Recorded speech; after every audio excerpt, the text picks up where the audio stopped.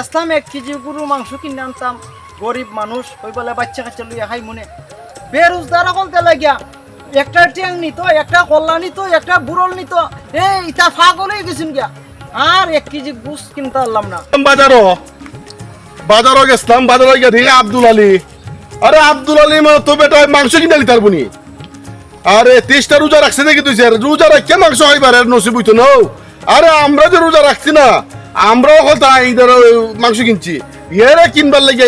আমরা দেখি আইছে তা বলে রোজদার বেরোজদার আছে মাংস কিনতো না, রোজদারের করে রোজদার দেখি ইয়ে দিয়ে আমার সাথে বাজারে গেল, ইয়ে গুস কিনে আইছে না তারে লাগে তো বেরোজদার করে বেরোজদার আমার গায়ে লিতেছে। কি তুইছে ওই মিয়া গেছলাম গুস কিনবা লাগিয়া দেখছি।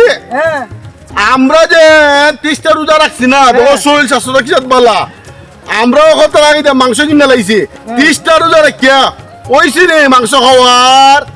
সি সি সি ইজাত খানি আমরা খাইতাম না, বেরোজদার হল খাইয়া দিকে আমরা কতলা ফাটার মতন হয়ে যায়। যাগেন দিকে যা বেটা, ইতা হারতে না বে, ইতা খাইতে হারতে না। যা না পারলে নাই, আমি যদি একটা মুরু খাইতে আর যেটা খাইয়া পরে একটা সাদের খানি খাইব।